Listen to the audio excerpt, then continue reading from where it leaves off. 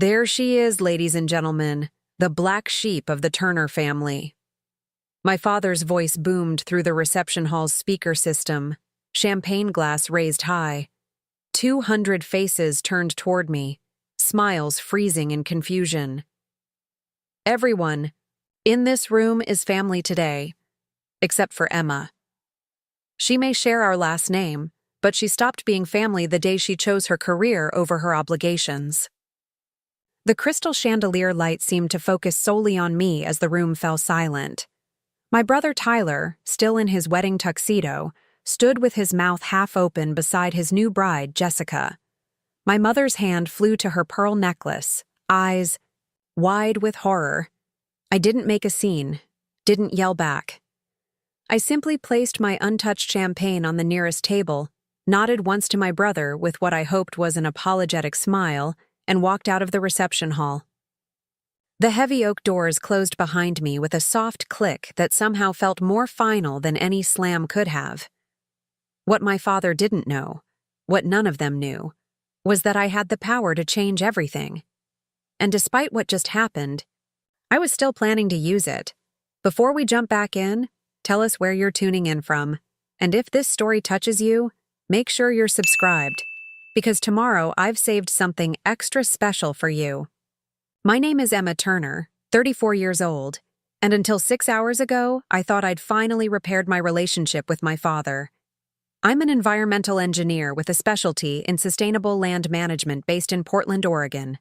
My brother, Tyler, 2 years younger, never left our hometown of Oak Ridge, Michigan, choosing to work alongside our father in the family construction business, Turner Development. The Turner name means something in Oak Ridge. It's attached to half the commercial buildings downtown, 3 residential subdivisions, and the community center. My grandfather, William Turner, built the company from nothing after returning from Vietnam in 1971. With just a pickup truck and a toolbox, he transformed a small operation into the region's most successful development firm. My father, Robert Turner, expanded it further, focusing on larger commercial projects and luxury homes. The expectation was always clear. Both Turner children would eventually take their place in the family business. Tyler embraced this destiny from childhood, following Dad around job sites while I preferred exploring the forests and streams that surrounded our property. Where Tyler saw potential developments, I saw ecosystems worth protecting. The rift between my father and me began during my sophomore year at Michigan State. I called home one evening to tell him I was switching my major from business administration to environmental engineering. Environmental what? He'd asked, his voice dropping to that dangerous quiet I'd learned to recognize. You mean you want to be one of those tree huggers who block progress and file lawsuits against companies like ours? No, Dad, I'd explained patiently. I want to help design sustainable developments that work with the natural environment instead of against it. There's a future in green building. The future of this family is Turner Development, he interrupted. We've built something real here, not some hippie pipe dream. That conversation set the tone for the next decade. While Tyler rose through the company ranks, eventually becoming vice president of operations, I completed my degree and moved to Portland for a position with a leading sustainable development firm. Each visit home widened the gap, my achievements dismissed as playing in the dirt, while Tyler's promotion to oversee a strip mall construction was celebrated with a town newspaper feature. Despite this tension, we maintained a fragile peace. Mom insisted on monthly family video calls, and I returned for major holidays with an unspoken agreement to avoid discussing work. Tyler and I preserved our sibling bond through shared childhood memories and a mutual love of fishing, carefully navigating around the rift our career choices had created.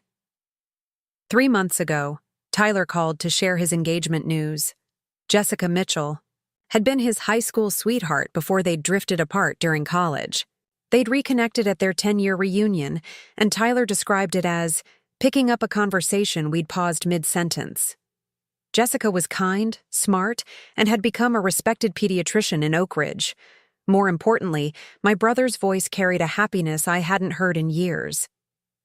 "I want you to be my best woman," he said, catching me off guard.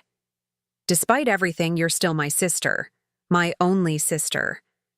I was touched and agreed immediately, hoping this might be a turning point for our family. Dad even called me directly, afterward, an unprecedented event, to say he was pleased I'd be participating, and that it meant a lot to your brother, and to me. What I couldn't tell them then was that I had just accepted a new position that would bring me back to Michigan. EcoBuild Solutions was opening a Midwest headquarters in Grand Rapids, just 2 hours from Oak Ridge, and they'd offered me the role of regional director. After years of establishing my reputation in Portland, I could finally return home without compromising my principles or career. I planned to surprise everyone with the news at the wedding, imagining it as a peace offering, a bridge across the divide my career choice had created. The wedding ceremony itself was beautiful. St. Michael's Church was decorated with white roses and blue hydrangeas, sunlight streaming through stained glass onto the polished oak pews. Tyler looked nervous but determined as he waited at the altar. When Jessica appeared in her elegant lace gown, his face transformed with such pure joy that I felt my own eyes misting. I stood proudly beside my brother in a tailored navy suit with a matching flower to his boutonniere, the coordinated attire momentarily erasing the differences that had separated us. Dad was uncharacteristically emotional during the ceremony. I caught him discreetly wiping his eyes as he walked Jessica down the aisle after her own father's passing 2 years earlier. When it came time for the father's blessing, his voice cracked slightly as he spoke of family bonds and future generations. For those brief moments, I allowed myself to hope that perhaps the wounds of the past might finally be healing. The Turner Grand Hotel's ballroom, one of my father's most profitable investments, was transformed for the reception. Crystal chandeliers illuminated tables adorned with elaborate floral centerpieces. A string quartet played softly in the corner. Everything screamed Turner success and prosperity. The first sign of trouble came during cocktail hour. I approached. My father, planning to ease into my news about moving back to Michigan. "Dad, I've been meaning to tell you something."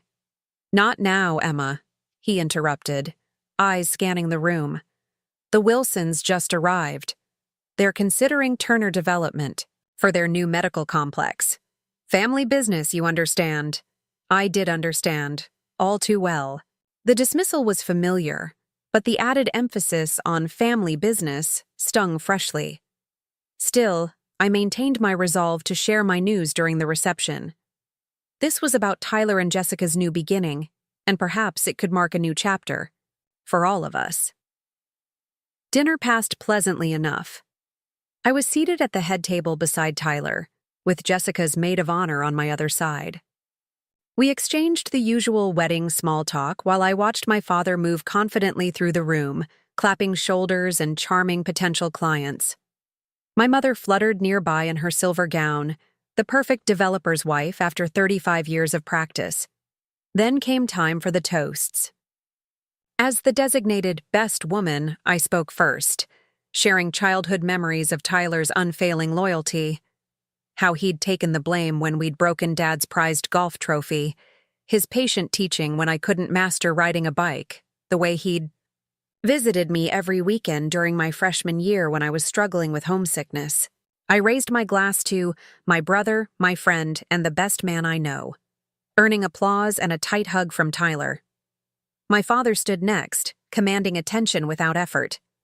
He began traditionally enough, welcoming Jessica to the family, praising Tyler's contributions to Turner Development, and speaking proudly of their plans to build a home in the new Turner Estates subdivision. "Tyler represents everything a father could hope for in a son," he continued, his voice swelling with pride. He understood the value of family legacy, of responsibility, of building something that will outlast us all. Then he turned slightly, his gaze finding me, and something in his expression shifted. Not everyone makes the same choices. That's when it happened. When my father's toast transformed into a public denunciation that would forever alter our family's course. When everyone in this room is family today, except for Emma, echoed through the ballroom, splitting my world in two. As I walked out of the reception, phone already in hand to arrange a rideshare back to my hotel, I wasn't thinking about my father's words. I was thinking about the certified letter that had arrived at my Portland apartment 3 weeks earlier. The letter I'd brought with me to Michigan, planning to share its contents after the wedding festivities concluded. The letter from my grandfather's former attorney, containing information that would change everything about the Turner family legacy and my place within it. Preparing and narrating this story took us a lot of time, so if you are enjoying it, subscribe to our channel. It means a lot to us. Now back to the story. The night air felt unusually cold for June as I walked through the hotel parking lot. Wedding music still drifted faintly from the ballroom, a cruel reminder of the celebration continuing without me. I loosened my tie and slid into the back seat of the rideshare, giving the driver the name of my hotel across town. As we pulled away from the Turner Grand Hotel, the irony of the name not lost on me, I finally allowed myself to process what had just happened. My father had publicly disowned me. At my brother's wedding. In front of everyone who mattered in Oak Ridge. I should have been devastated, but a strange calm settled over me instead. Perhaps because deep down, I'd always known this moment would come. The fragile truce we'd maintained over the years had been exactly that. Fragile. Built on avoidance rather than resolution. Rough night? The driver asked, meeting my eyes briefly, in the rearview mirror. You could say that, I replied, then turned to watch the familiar streets of my hometown slide past the window. Back in my hotel room, I removed my navy jacket and took out the worn leather briefcase I'd brought from Portland. From its inner pocket, I extracted a large manila envelope, still sealed with the embossed logo of Matthews and Harrington, attorneys at law. I'd received it 3 weeks ago, but had waited to open it, wanting to focus on Tyler's wedding first. Now, with the charade of family unity shattered, there seemed no reason to delay. I broke the seal and removed the contents. A letter, several legal documents, and a small brass key attached to a faded leather tag. The letter was dated 6 weeks earlier. Dear Ms. Turner, upon the passing of Henry Matthews, senior partner of our firm, I was tasked with reviewing his private client files. In doing so, I discovered instructions from your grandfather, William Turner, to contact you directly on the 10th anniversary of his death, which occurs next month. Your grandfather left specific documents in our possession with instructions that they be delivered to you and you alone. He was most explicit that neither your father, Robert Turner, nor anyone else should be made aware of this correspondence. The enclosed key opens a safe deposit box at First National Bank of Oak Ridge, where additional materials await you. Mr. Matthews maintained this arrangement personally, and now I honor his commitment to your grandfather's wishes. Please contact our office at your earliest convenience to discuss this matter further. Respectfully, James Harrington, Esquidai, sat heavily on the edge of the bed, the papers trembling slightly in my hands. Grandpa Will had died when I was 24, shortly after I'd moved to Portland. Our relationship had been close. He'd been the one who'd taught me to fish, who'd walked with me through the forest identifying trees and wildlife, who'd listened without judgment when I explained why I couldn't follow the path my father had. Laid out. The land tells us what it needs, Emma, he'd said during one of our last conversations. Some men are too busy talking to listen. I'd always assumed he'd sided with my father regarding the family business. He'd built Turner Development from nothing, after all. But this letter suggested something else entirely. A message he'd wanted me specifically to receive 10 years after his death. A message he'd kept secret from my father. The additional documents included a hand-drawn map of what appeared to be the original Turner property, the 85 acres my grandfather had purchased in 1975, which had since been partially developed into the prestigious Turner Estate subdivision. Specific areas were marked with notations in my grandfather's distinctive handwriting. Original Spring Head, Eastern Boundary Oak. Ridge Survey Marker, 1978. My pulse quickened as I recognized what I was seeing. As an environmental engineer specializing in land management, I understood immediately the significance of these reference points. Someone, presumably my grandfather, had documented the original survey markers and natural boundary features of the property, features that might have shifted or been obscured over time. But why? And why share this information with me, not Tyler or my father? I checked my watch, 11:42 p.m.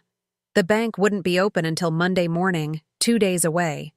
2 days to contemplate what might be in that safe deposit box, and why my grandfather had arranged such an elaborate time-delayed delivery. My phone buzzed with incoming messages. Several from Tyler. "Where did you go?" "Dad was out of line. Way out of line. Please come back. It's still my wedding. At least talk to me." One from my mother. "Your father is wrong. Please call me Emma." And surprisingly, one from Jessica, my new sister-in-law. "Tyler is upset. What your father did was unforgivable. We both want you to know that." I responded only to Tyler. "Sorry to miss your celebration. We'll talk tomorrow. This is your night with Jessica. Don't let anything spoil it." I turned off my phone and tried to sleep, but my mind kept returning to the map and the key. What message had my grandfather left for me? And why had he ensured my father wouldn't know about it? Morning brought a text from Tyler suggesting we meet for breakfast at Carson's Diner, a neutral location away from family property. I arrived first, claiming our usual booth by the window. The familiarity of the place was comforting. We'd been coming here since high school, when the promise of Carson's blueberry pancakes could temporarily bridge whatever teenage disagreements we were having. Tyler arrived looking exhausted, still wearing his wedding band like it was a new appendage he was acutely aware of. "I'm sorry," he said immediately, sliding into the booth. "What Dad did was inexcusable." "Not your fault," I replied, pushing a mug of coffee toward him. "How's Jessica?" "Furious with Dad. She wanted to leave right after you did, but I convinced her to stay. It was still our wedding." He ran a hand through his hair. "He'd been drinking, Em. Not that it's an excuse." "It wasn't the alcohol speaking," I said quietly. "It was just the first time he's said publicly what he's believed privately for years." Tyler started to protest, but Martha, the longtime waitress, who'd known us since we were kids, arrived to take our order. We both asked for the blueberry pancake special without needing to look at the menu. "Some things never change," she said with a wink before heading back to the kitchen. Once she'd gone, Tyler leaned forward. "Dad crossed a line. Mom read him the riot act after everyone left. I've never seen her so angry."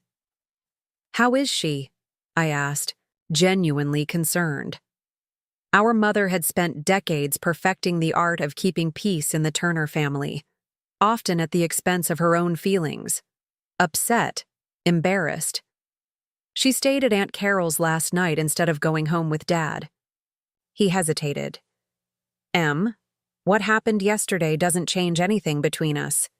You're still my sister, still my best woman." I nodded, appreciating the sentiment, but knowing that yesterday had changed everything.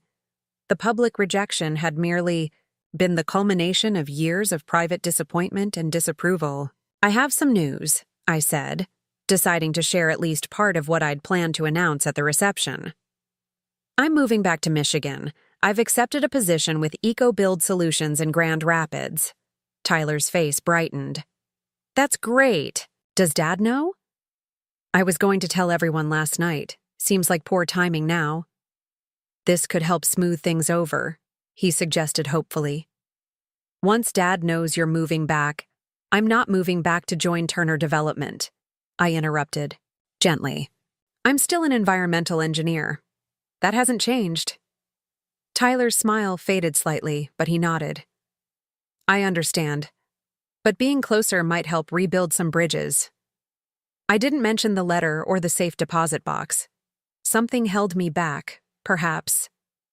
the same instinct that had led my grandfather to arrange such a private communication. Maybe, I conceded. How was the rest of the reception? Tyler filled me in on the remaining wedding festivities, including Jessica's grandmother performing, an impromptu opera solo and their college friends staging an elaborate dance number. As he spoke, I could see he was trying to rebuild normalcy between us, to pretend that our father's public rejection of me was just another family disagreement that could be smoothed over with enough time and distance. But the documents in my hotel room suggested something more complex was at play, something that went back to the very foundations of Turner development and the land that had built our family's fortune. After breakfast, Tyler headed off to begin honeymooning at a lakeside cabin, a wedding gift from my father, naturally located on Turner property. I drove to the outskirts of town where the original Turner land stretched across rolling hills, dotted with expensive homes. Phase 1 of Turner Estates had been completed when I was in high school. Phase 2 was nearing completion now. I parked at the development's scenic overlook, ironically, an environmental concession my father had been forced to make to get building permits approved. From here, I could see the eastern boundary of the property, where the newer luxury homes gave way to still undeveloped woodland. According to my grandfather's map, the original spring head should be located near there, serving as a key boundary marker in the 1975 survey. As I studied the landscape, comparing it to the map, a realization began forming. The current development didn't quite align with the boundaries marked on my grandfather's document. The discrepancy was subtle, perhaps 50 yards at most, but to a trained environmental engineer with surveying experience, it was unmistakable. Either the modern development had been built using different boundary assumptions than those established in the original property purchase, or something more complicated was at work. I needed to see what was in that safe deposit box. Monday couldn't come soon enough. 8. What happened yesterday doesn't change anything between us. You're still my brother, still my best man. I nodded, appreciating the sentiment, but knowing that yesterday had changed everything. The public rejection had merely been the culmination of years of private disappointment and disapproval. I have some news, I said, deciding to share at least part of what I'd planned to announce at the reception. I'm moving back to Michigan. I've accepted a position with EcoBuild Solutions in Grand Rapids. Tyler's face brightened. That's great! Does Dad know? I was going to tell everyone last night. Seems like poor timing now. This could help smooth things over, he suggested hopefully. Once Dad knows you're moving back, I'm not moving. Back to join Turner Development, I interrupted gently. I'm still an environmental engineer. That hasn't changed. Tyler's smile faded slightly, but he nodded. I understand, but being closer might help rebuild some bridges. I didn't mention the letter or the safe deposit box. Something held me back. Perhaps the same instinct that had led my grandfather to arrange such a private communication. Maybe, I conceded. How was the rest of the reception? Tyler filled me in on the remaining wedding festivities, including Jessica's grandmother performing an impromptu opera solo and their college friends staging an elaborate dance number. As he spoke, I could see he was trying to rebuild normalcy between us, to pretend that our father's public rejection of me was just another family disagreement that could be smoothed over with enough time and distance. But the documents in my hotel room suggested something more complex was at play. Something that went back to the very foundations of Turner development and the land that had built our family's fortune. After breakfast, Tyler headed off to begin honeymooning at a lakeside cabin, a wedding gift from my father, naturally located on Turner property. I drove to the outskirts of town where the original Turner land stretched across rolling hills dotted with expensive homes. Phase 1 of Turner Estates had been completed when I was in high school. Phase 2 was nearing completion now. I parked at the development's scenic overlook, ironically, an environmental concession my father had been forced to make to get building permits approved. From here, I could see the eastern boundary of the property, where the newer luxury homes gave way to still undeveloped woodland.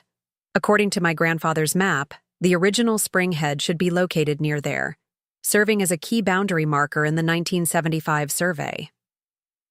As I studied the landscape, comparing it to the map, a realization began forming. The current development didn't quite align with the boundaries marked on my grandfather's document.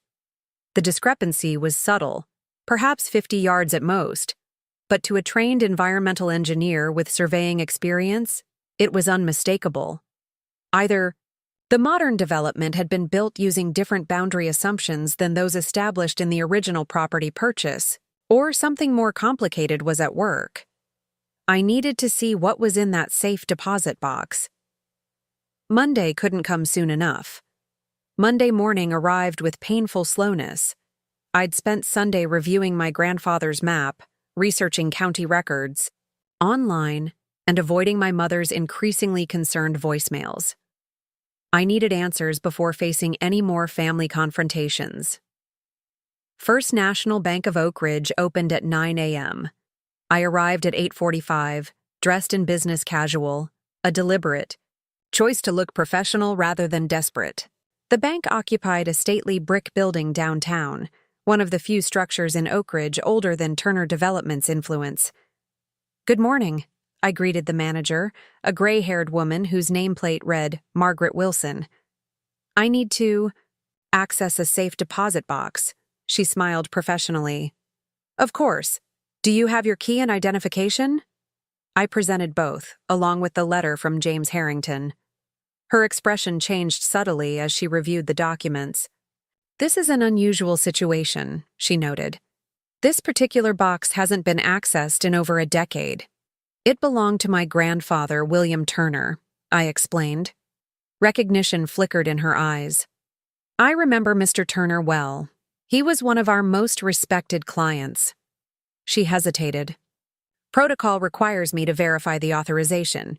Give me a moment." While she made a phone call to the law firm, I watched other customers conduct their routine banking business, wondering how many of them lived in homes built by Turner Development, on land that my grandfather had once walked. Margaret returned with a more relaxed demeanor. "Everything is in order, Ms. Turner. Please follow me." She led me to the vault area, where she used her master key along with mine to open a medium-sized safe deposit box. Following procedure, she then left me alone in a private viewing room with the container. My hands trembled slightly as I lifted the lid. Inside lay several items: a thick manila envelope, a small leather-bound journal with my grandfather's initials embossed on the cover, a USB drive that looked surprisingly modern for something left a decade ago, and a small wooden box made of polished cherry wood, immediately recognizable as one of my grandfather's woodworking projects. I started with the envelope, which contained official-looking documents, original survey maps from 1975, land purchase agreements, and county records of the property boundaries. These were more detailed than the hand-drawn map I'd received earlier, showing precise measurements and survey monuments. Next, I opened the journal, finding it filled with my grandfather's distinctive handwriting. The first entry was dated January 1975. "Purchased the Mason property today, 85 acres of the most beautiful rolling hills in Michigan. Robert thinks I'm crazy spending so much on undeveloped land, but he's too young to understand vision. This will be the foundation of something that outlasts us all." I flipped through more entries, documenting the early years of Turner Development, my grandfather's strategies for growth, his debates with my father about the direction of the company. Then I found an entry from 1998 that made me pause. The Thompson Creek Watershed Survey came back today. Discrepancies with our original property lines are significant. If accurate, nearly 30 acres of what we've always considered the western portion of our land technically belongs to the County Preservation Trust, according to the original deeds. Robert doesn't want to investigate further, says possession is 9/10 of the law, and we've been managing it for 23 years without question. I'm not comfortable with this approach, but he's running the company now. At 65, I'm too tired for this fight. Will consult with Henry Matthews privately. My breath caught. This aligned perfectly with what I'd suspected after reviewing the map. The current development boundaries didn't match the original property lines, not because of natural shifting, but because of a deliberate choice to ignore discrepancies that would have reduced the developable land. I continued reading, finding more concerning entries. May 2000. R has begun preliminary work on the first phase of Turner Estates, including the western acres that may not be legally ours. When I raised concerns, he became defensive, accusing me of undermining his leadership. I fear what I've created, not just a successful company, but a sense of entitlement that places profit above principle. December 2001. Emma showed me her science project on local watershed protection today. At 14, she already understands what Robert refuses to see. That land stewardship matters more than land exploitation. I see myself in the girl, the self I might have been before ambition clouded my judgment. The final entries, written months before his death, revealed why I was sitting in this bank vault today. I've made arrangements with Henry Matthews for a delayed revelation. The survey documents, journal, and evidence of the boundary discrepancies will go to Emma on the 10th anniversary of my death. By then, she'll have the education and experience to understand what to do with this information. Robert and Tyler are too invested in Turner development to see clearly. Emma's decision to study environmental engineering confirms what I've long suspected. She's the one who can set things right. I only hope I'm not placing too heavy a burden on the girls' shoulders. The weight of my grandfather's expectations pressed down on me. He'd selected me as his proxy for redemption, believing that I alone would prioritize truth over family fortune. The responsibility felt overwhelming. Next, I examined the USB drive, plugging it into my laptop. It contained digital copies of all the paper documents, plus something unexpected: a comprehensive independent survey conducted by Mason Land Services in 2003, just months before my grandfather's death. This professional assessment confirmed what the journal had revealed: approximately 30 acres of land that Turner Development had been developing as part of Turner Estates legally belonged to the County Preservation Trust. The implications were staggering. Phase 2 of Turner Estates, currently nearing completion, included luxury homes built on land that, according to these documents, my family didn't legally own. Homes that had been sold to unsuspecting buyers for millions of dollars. Finally, I opened the wooden box. Inside was a single item: my grandfather's old compass, the one he'd used to teach me orienteering in the forests surrounding our property. Attached was a handwritten note: Emma, true north doesn't change, even when the maps do. Use this to find your way. Grandpa Will. The message was both literal and metaphorical, typical of my grandfather's approach to life lessons. He'd always believed in following a moral compass as faithfully as a navigational one. I carefully returned everything to the box except the USB drive, which I pocketed. I needed time to review all the digital files before deciding my next steps. As I emerged from the bank into the bright morning sunlight, my phone buzzed with a text message from my mother. Family dinner tonight. 7 p.m. Your father wants to apologize. Please come. The timing couldn't have been worse, or perhaps more appropriate. I now possessed information that could potentially devastate Turner Development, invalidate property sales, and permanently damage my family's reputation in Oak Ridge. What would my grandfather want me to do with this knowledge? More importantly, what was I willing to do? I drove to Lakeview Park, seeking a quiet place to think. The irony wasn't lost on me that this public park had been partially funded by Turner Development as a community goodwill project. I sat on a bench overlooking the water, turning my grandfather's compass over in my hands, feeling the weight of its brass case and the responsibility it represented. My professional ethics as an environmental engineer demanded transparency and accountability. The County Preservation Trust had been established to protect the Thompson Creek watershed, a critical environmental resource. If land had been illegally developed, those natural systems were at risk, but the human cost would be enormous. Homeowners who had purchased properties in good faith would face legal nightmares. Turner Development could face lawsuits and financial ruin. My father and Tyler would lose everything they'd worked for. My brother's wedding day words echoed in my mind. Despite everything, you're still my sister. My only sister. As I contemplated my impossible choice, my phone rang. The screen displayed a name I hadn't expected. James Harrington, Escancharkers, Ms. Turner, the attorney said when I answered. I was hoping you might come by my office this afternoon. There's more to discuss about your grandfather's arrangements. More? I asked, surprised. What wasn't in the safe deposit box? Some things are better discussed in person, he replied cryptically. Shall we say 2 p.m.? I agreed, wondering what additional complications awaited me. As I drove to the law office located in a historic building on Oak Ridge's town square, I realized that the simple family narrative I'd always accepted, ambitious grandfather builds company, demanding father expands it, loyal brother embraces it, rebellious daughter rejects it, had been incomplete at best, deliberately misleading.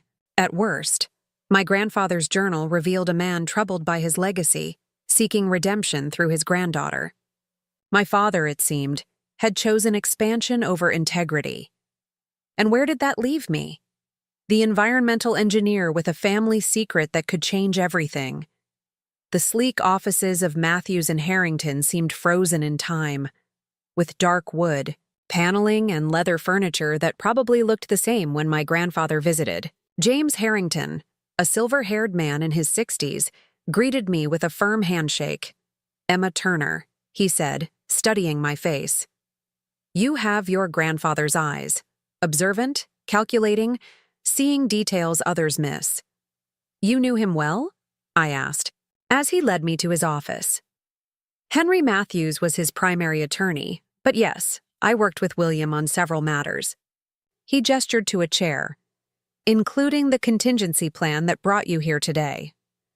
Once seated, Harrington opened a file on his desk. Your grandfather was a complex man, Emma, ambitious and driven, but also principled. In his later years, he became concerned about certain decisions being made at Turner Development. The boundary discrepancies, I said. I saw the journal entries. Harrington nodded. Yes, but there's something you should know that wasn't in those materials. William didn't just leave you information, he left you options.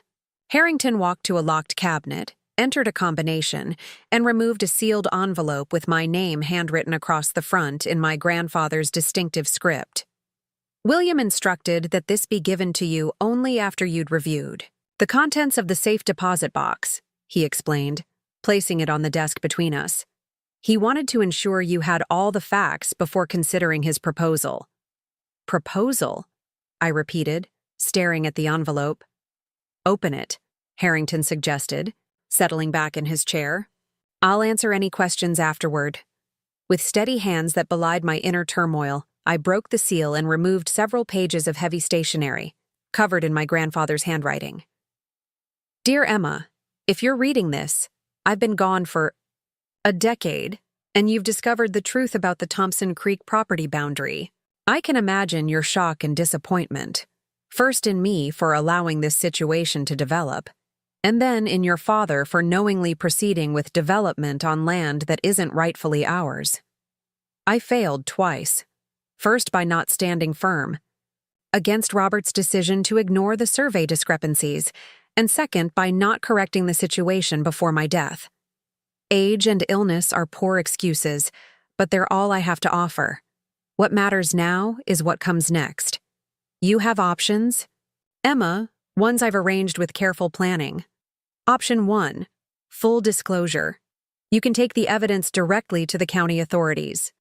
This is your right, and I've instructed James to support you fully if this is your choice. The legal battle will be messy and public. Turner Development will likely face significant penalties, property owners will endure years of uncertainty, and your family relationships may never recover. But the truth would be told, and eventually, justice would be served. Option 2. Managed correction. I've established a trust, currently valued at approximately $12 million specifically to address this situation. With James's guidance, you could use these funds to quietly purchase the affected properties from current owners at above-market rates, gradually return the misappropriated land to the County Preservation Trust, implement comprehensive watershed restoration projects to repair environmental damage. This approach would take time, perhaps 5 to 10 years, but would spare innocent homeowners while still ultimately correcting the boundary violation. Option 3. Negotiate. The documents provide leverage for you to force meaningful changes at Turner Development from within. You could require environmentally responsible practices, preservation commitments, and ethical governance in exchange for your discretion. The trust funds could still be directed toward environmental restoration without public disclosure of past mistakes. You've spent your life standing up for what you believe in, even when it cost you your relationship with your father. I admire that integrity more than you know. But sometimes true stewardship requires more nuance than a simple revealing of truth. I leave this decision entirely in your hands, with full confidence that you will choose wisely. Whatever path you select, James has my instructions to support you completely. With love and faith in you, Grandpa Willie looked up from the letter to find Harrington watching me closely. He planned all this a decade ago, I said, my voice barely above a whisper. Harrington nodded. William Turner was a man who played the long game. He understood that simply revealing the boundary issues immediately would have created chaos without resolution. By waiting, he gave the trust time to grow, and you, time to develop the professional expertise needed to manage this situation properly. Tell me about this trust, I requested, still processing my grandfather's words. The William Turner Environmental Legacy Trust, Harrington explained, producing another folder. Initially funded with $5 million, it's been conservatively invested for a decade. Currently valued at just over $14 million, slightly more than your grandfather anticipated. The trust has a single beneficiary and trustee, you. He pushed the folder toward me. Inside were account statements, investment portfolios, and legal documents establishing my authority. And no one else knows about this? Not my father or Tyler? No one except myself and the trust administrators, who know only that it's a private, environmental foundation. Your grandfather was explicit about maintaining complete confidentiality until you decided how to proceed. I stood and walked to the window, looking out over Oak Ridge's town square. From here, I could see the bronze statue of my grandfather that the city had erected after his death. William Turner, the visionary developer who transformed a struggling, rural community into a prosperous suburb. The irony wasn't lost on me. What would you do, Mr. Harrington? I asked without turning around. He was quiet for a long moment. I'm not an environmental engineer with a deep connection to the land, nor am I a daughter struggling with family loyalty. This must be your decision. But you knew my grandfather well. What do you think he hoped I would choose? Harrington joined me at the window. William never explicitly said, but I believe he hoped you would find a path that would protect both the environment and the innocent people caught in this situation. He was a pragmatist who understood that the purest solution isn't always the best one. I nodded, appreciating his candor. I need time to think. Of course, the trust documents require your signature to activate your authority. But there's no rush. Take whatever time you need. As I gathered my things to leave, Harrington added, There's one more thing you should know. Your grandfather amended his instructions just 3 weeks before his death. He added a note saying that whatever you decide, you should remember the compass, that it points to true north, not magnetic north, and the difference matters. The reference to the compass from the safe deposit box struck me. In land surveying, the distinction between true north and magnetic north was critical. A few degrees difference could change everything over distance. I thanked Harrington and left with the trust documents tucked securely in my briefcase. The drive back to my hotel passed in a blur of conflicting thoughts and emotions. By the time I reached my room, it was nearly 5 p.m., 2 hours before the family dinner where my father supposedly wanted to apologize. I spread all the documents across the bed: the boundary surveys, my grandfather's journal, the trust papers, and his letter outlining my options. In the center, I placed his compass, its needle pointing steadily north despite the turmoil surrounding it. Each option had merit and consequences. Full disclosure would satisfy my professional ethics but destroy my family and harm innocent homeowners. The managed correction would eventually set things right, but would take years and involve compromise. Negotiation might create immediate positive change, but would mean living with the knowledge that my family's company had essentially gotten away with appropriating land that wasn't theirs. As I contemplated these choices, my phone rang. Tyler. M? Just checking if you're coming tonight. I haven't decided, I answered honestly. Please come. Dad's been different since the wedding. Quiet. Mom says he's barely slept. His voice lowered. He knows he messed up, Em. Really knows it. It's more complicated than just what happened at the wedding, Ty. What do you mean? I hesitated, unwilling to reveal what I'd discovered until I'd decided what to do with the information. Just family history. Things that have been building for years. All the more reason to come. Start rebuilding. Mom made your favorite, pot roast with those little roasted potatoes you like. The normality of his comment, my mother's cooking, family dinner, struck me as surreal given what I now knew about Turner Development's foundation. I'll be there, I finally said, but I can't promise how it will go. After hanging up, I returned to the documents, trying to see beyond my immediate anger at my father and the betrayal I felt learning about the boundary deception. What was the best path forward for everyone involved? The homeowners, the watershed, my family, and my own integrity. By 6:30 p.m., I had made my decision. I signed the necessary papers activating my authority over the trust and wrote out a preliminary plan. I would need professional help, environmental attorneys, land use experts, maybe even a public relations consultant. But the basic framework was clear in my mind. I carefully packed away all the documents except my grandfather's compass, which I slipped into my pocket. As I drove to my parents' house, the sprawling Tudor-style home on Lakeview Drive where I'd grown up, I felt a strange calm, similar to what I'd experienced walking out of the wedding reception. This wasn't the confrontation I'd expected to have with my father, but perhaps it was the one that needed to happen. The house looked exactly as it always had, perfectly maintained, tastefully landscaped, a showcase of Turner's success. My mother's Range Rover and my father's Mercedes were parked in the circular driveway. I pulled in behind them, noting that Tyler hadn't arrived yet.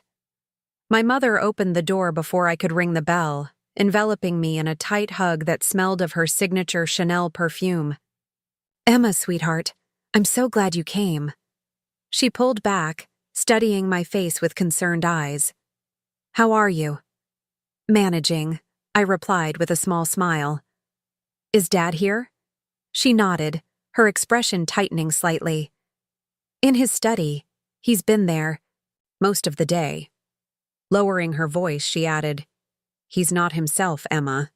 I've never seen him like this." I followed her through the familiar hallways, past framed family photos that charted our growth. Tyler and me in matching sweaters at Christmas, my high school graduation, Tyler's college football games. Conspicuously absent were any images from my adult life in Portland. It was as if my existence had been frozen at age 22, the point at which I'd definitively chosen my own path over my father's plans. "He'll be out in a minute," my mother said as we reached the kitchen. "Can I get you some wine?" "Water's fine," I replied, noticing how she busied herself with dinner preparations, a nervous energy to her movements. "Mom, did you know Grandpa left me something in a safe deposit box?" Her hands stilled momentarily. "No, what kind of something?" "Information about the original Turner property boundaries." She turned to face me, her expression carefully neutral. "That sounds historical. Was it interesting?" Her deflection told me everything I needed to know. She had no idea about the boundary discrepancies. Whatever my father had done, he'd kept it from her as well. Before I could decide whether to press further, the doorbell rang. Tyler and Jessica had arrived. My mother hurried to greet them, leaving me alone in the kitchen with my thoughts and the smell of pot roast filling the air. Through the kitchen doorway, I could see my father's study across the hall, its door still closed. Behind that door was a man who had built his success on a foundation that wasn't entirely his to build upon, just as he had tried to map out my life on a path that wasn't his to determine. As voices approached, Tyler and Jessica exchanging pleasantries. With my mother, I fingered the compass in my pocket. True north, not magnetic north. The difference matters. I had my bearings now. It was time to follow it. When my brother and Jessica entered the kitchen, the atmosphere shifted. Tyler's worried eyes met mine, silently asking if I was okay. Jessica, still glowing with newlywed happiness despite the circumstances, gave me a warm hug. "I'm so glad you came," she whispered. "Thanks for the text at the wedding," I replied quietly. "It meant a lot." She squeezed my arm. "What your father did was wrong. Tyler and I both think so." My mother bustled around us, arranging appetizers on a serving tray with the practiced precision of someone who'd hosted countless dinner parties. "Robert," she called toward the study. "Everyone's here." A moment later, the heavy oak door across the hall opened. My father emerged, and I barely masked my shock at his appearance. In just 2 days, Robert Turner looked like he had aged 5 years. His normally impeccable silver hair was uncombed, his face drawn with fatigue, his confident posture diminished. The man who had publicly disowned me at my brother's wedding now seemed somehow smaller. His eyes found mine immediately. "Emma," he said, his voice rougher than usual. "You came." "I did," I replied neutrally. An uncomfortable silence fell over the kitchen. My mother rushed to fill it. "Let's move to the dining room, shall we? Everything's ready." We followed her lead, filing into the formal dining room with its crystal chandelier and mahogany table, a room designed for impressing clients and business associates more than for family comfort. My father took his customary place at the head of the table. I settled opposite him at the far end, with Tyler and Jessica on one side and my mother on the other.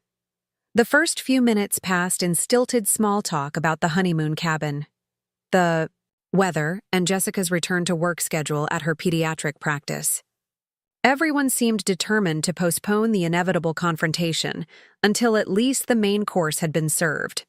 As my mother distributed plates of pot roast, vegetables, and those little potatoes she knew I loved, my father cleared his throat. "Emma," he began, all conversation instantly ceasing.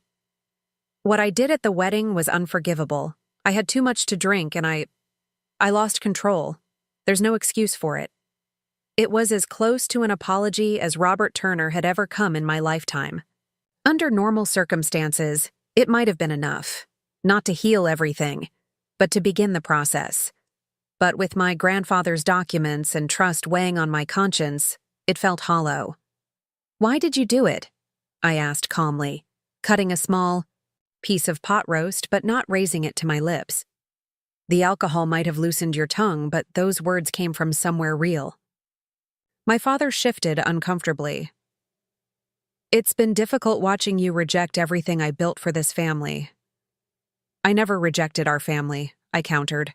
"I rejected a career path that wasn't right for me." "Your environmental crusading directly opposes everything Turner Development stands for," he said, a hint of his usual defensiveness returning. "Does it?" I met his gaze steadily. Or does it oppose what Turner Development has become under your leadership? My mother's fork clattered against her plate. Emma, please. Your father is trying to apologize. Is he? I looked around the table. Because it sounds like he's justifying what he did. Tyler intervened, his voice measured. Dad, you told me you wanted to make things right with Emma. That's why we're all here. My father took a deep breath, visibly wrestling with his pride. You're right. I didn't bring us together to rehash old arguments. He looked directly at me. I am sorry, Emma. Genuinely sorry.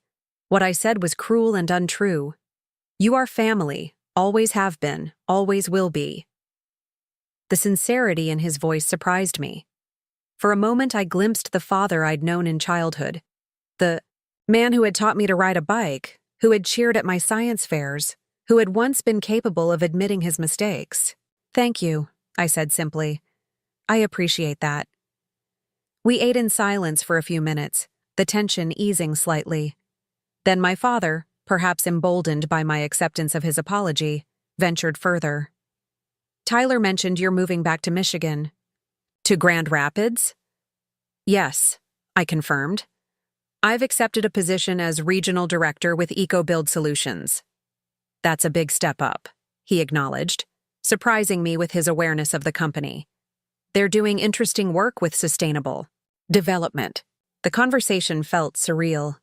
My father showing interest in my career after years of dismissal.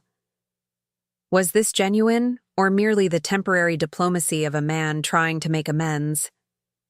I was thinking, he continued carefully, perhaps there might be opportunities for Turner Development and EcoBuild to collaborate on projects.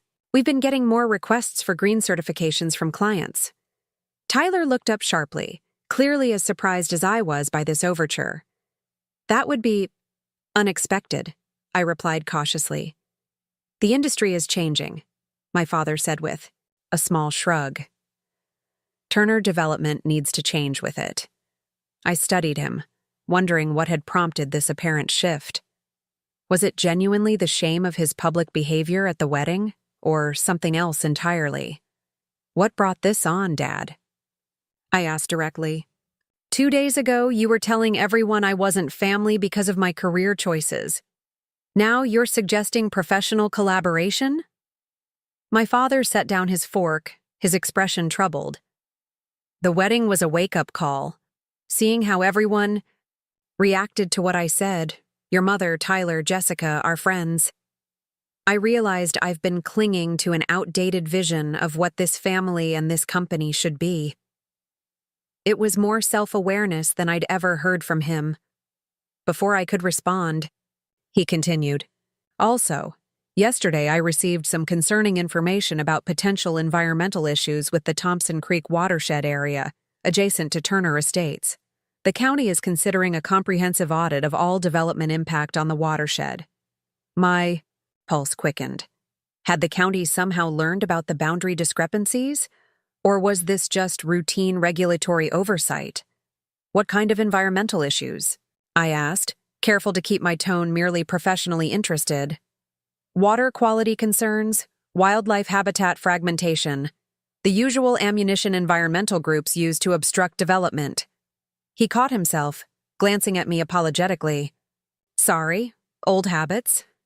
And what does Turner Development plan to do about these concerns? I pressed. That's partly why I thought of potential collaboration, he admitted. Your expertise could be valuable in navigating these regulations. Help us get ahead of any problems. So there it was. Not a genuine change of heart, but a practical need. My father wanted to use my environmental credentials to shield Turner Development from regulatory scrutiny that might uncover the very boundary violations my grandfather had documented. I felt the weight of my grandfather's compass in my pocket. True north, not magnetic north. I'd need to know exactly what we're dealing with, I said carefully. Full transparency about the property boundaries, development history, environmental impact assessments, everything.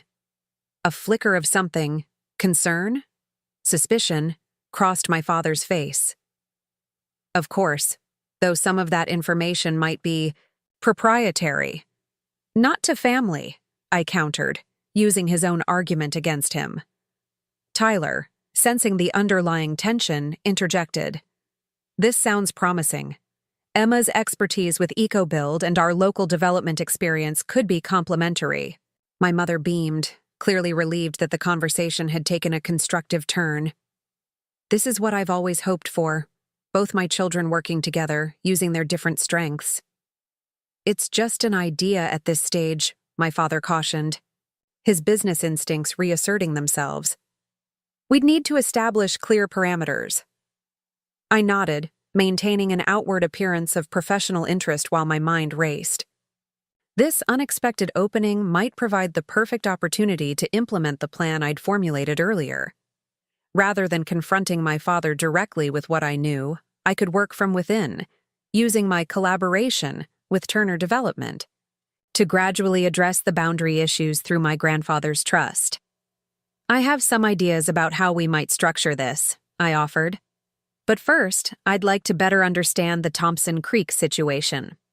Do you have the recent survey data for the watershed boundary? My father hesitated fractionally.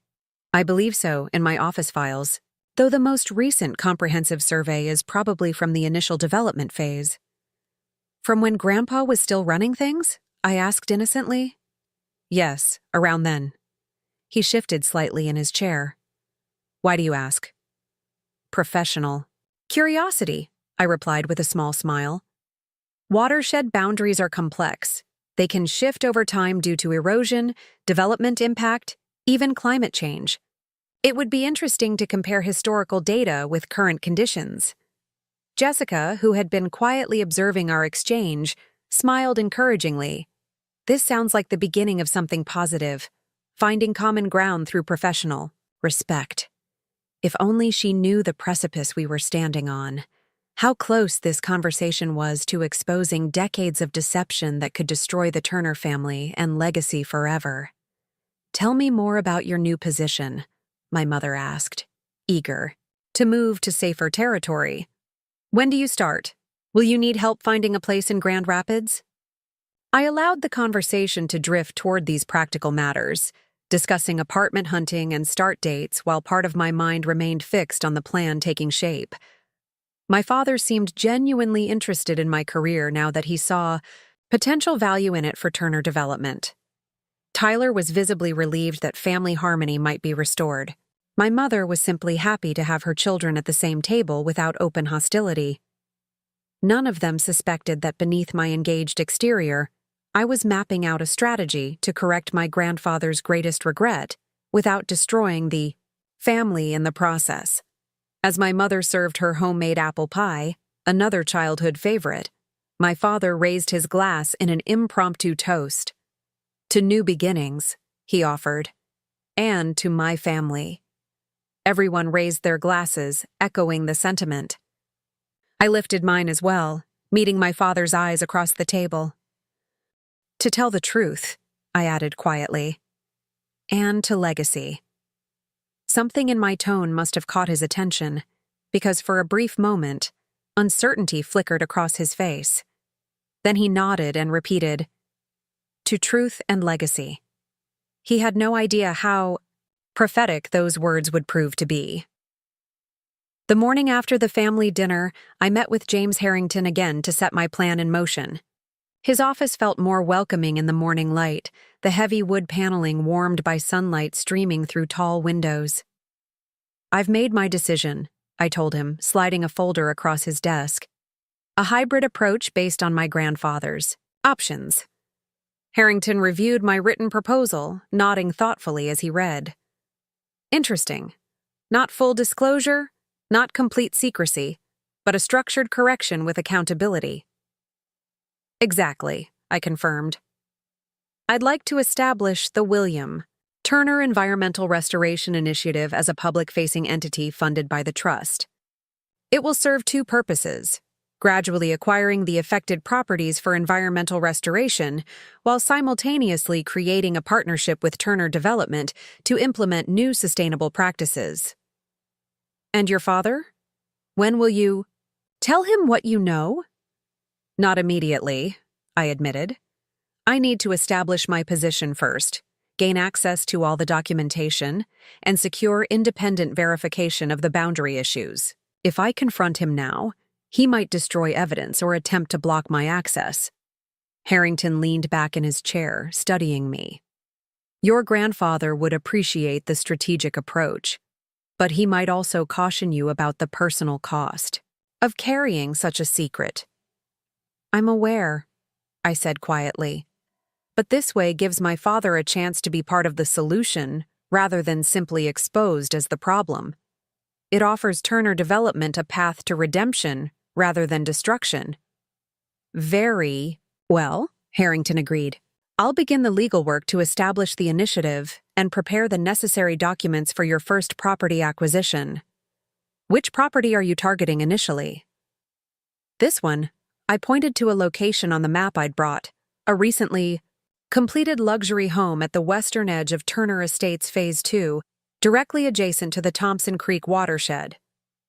It's currently unoccupied, still owned by Turner Development as a model home.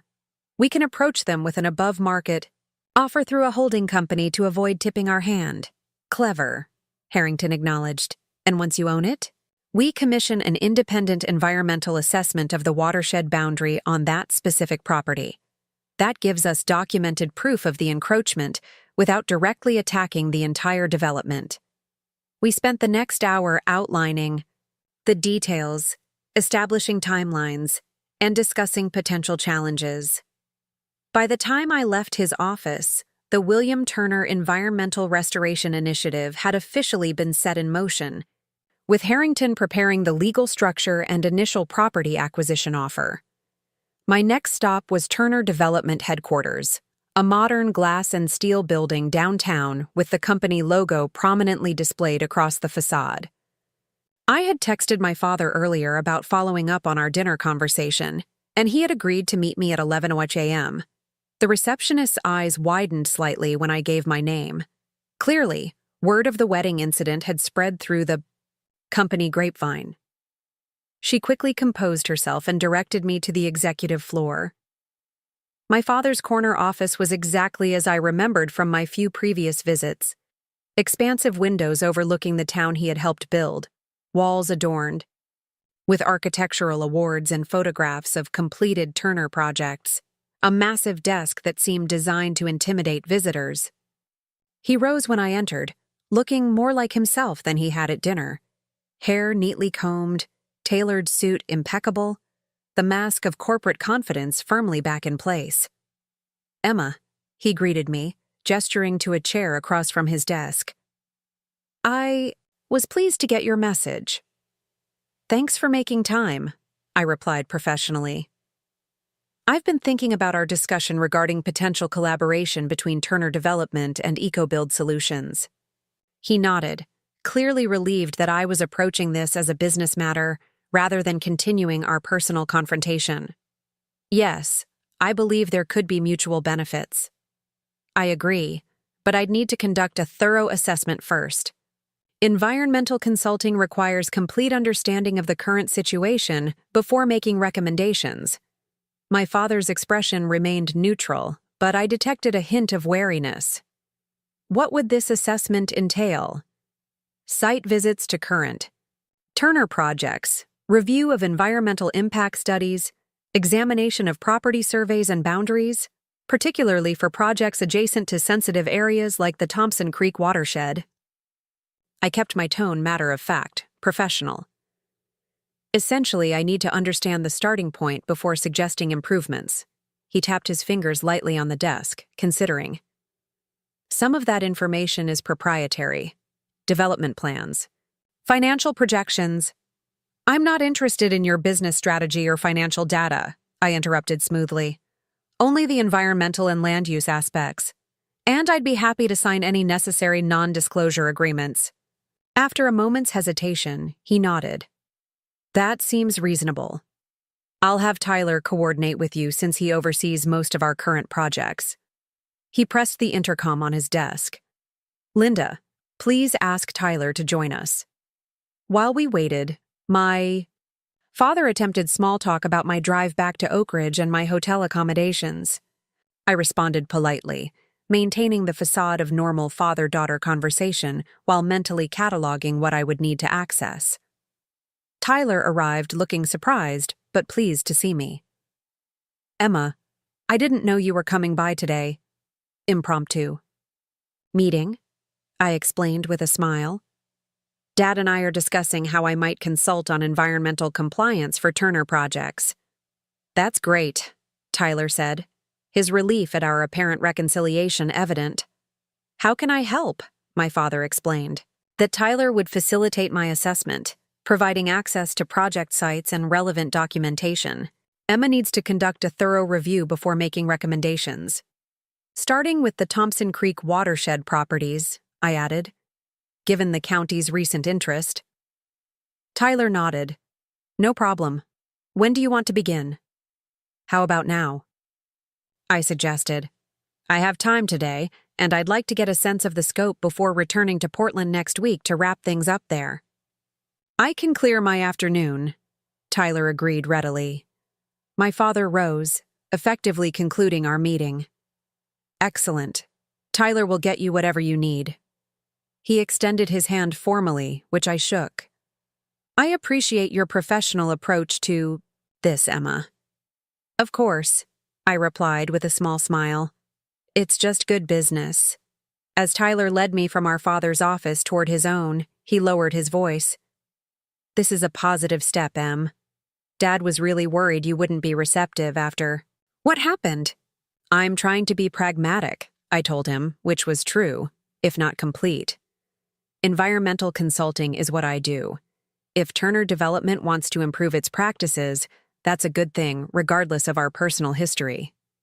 Tyler's office was smaller than our father's, but similarly appointed with project photos and architectural renderings. He gestured for me to sit while he retrieved files from a cabinet. "Here's everything on the Thompson Creek adjacent properties," he said, placing a thick folder on the desk. "Environmental impact studies, property surveys, permit applications." I opened the folder, scanning the contents. "These are recent?" "Within the last 5 years," Tyler confirmed, "when we began development on Phase 2. "What about the original surveys? From when Grandpa purchased the property?" Tyler frowned slightly. "Those would be in the archives." "Why?" "The recent surveys would be more relevant for current compliance issues." "Historical context matters in environmental assessment," I explained smoothly. "Watersheds change over time. Understanding the baseline helps identify the cumulative impact of development." "Makes sense," he conceded. "The archives are in the basement. We can check there after you review these." I spent the next hour examining the recent documentation, noting with interest that all environmental impact studies had been conducted by the same firm, Miller Environmental Consulting, which I recognized as having a reputation for developer-friendly assessments. The property boundaries shown in these documents matched the current development, but contradicted the original survey in my grandfather's files. Tyler watched me work, occasionally answering questions or providing context about specific projects. His genuine enthusiasm for the family business was evident, as was his complete unawareness of any boundary irregularities. "You really don't know, do you?" I thought to myself. My brother wasn't complicit in the deception. He was another victim of it, having built his career on a foundation that wasn't entirely solid. "Ready to check the archives?" Tyler asked when I closed the folder. The basement archives were extensive. Rows of metal shelving filled with labeled boxes documenting Turner Development's 4-decade history. Tyler led me to a section marked Property Acquisitions, 1970-1980. "The original Mason property purchase would be in here," he said, pulling down a dusty box. "Though I'm not sure how organized it will be. No one accesses these files anymore." We opened the box on a nearby table, finding neatly labeled folders chronicling the early years of Turner Development. I located the Mason Property Acquisition folder, but upon opening it, immediately noticed something strange. The survey documents inside were dated 1976, not 1975 when the purchase occurred. That's odd, I commented, showing Tyler the date. Wouldn't the survey have been completed before purchase? He shrugged. Maybe Grandpa had it resurveyed after buying the land? Dad would know. I examined the 1976 survey more closely, comparing it mentally with the original 1975 version from my grandfather's safe deposit box. The property lines had been subtly altered, shifting the western boundary approximately 30 acres in Turner Development's favor. Who conducted this survey? I asked, noting the company name. Regional Survey Associates. Never heard of them, Tyler admitted. Must have been before my time. I made a mental note to research the firm. Do you mind if I take photos of these? For my assessment? Go ahead. Tyler agreed easily, though I still don't see how surveys from the 70s relate to current environmental compliance. Trust me, it's relevant, I assured him, carefully photographing each page. As we continued exploring the archives, I discovered something even more significant. A thin folder labeled Thompson Creek Trust Correspondence.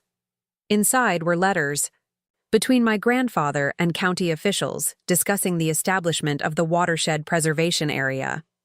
One letter in particular caught my attention, dated December 1997.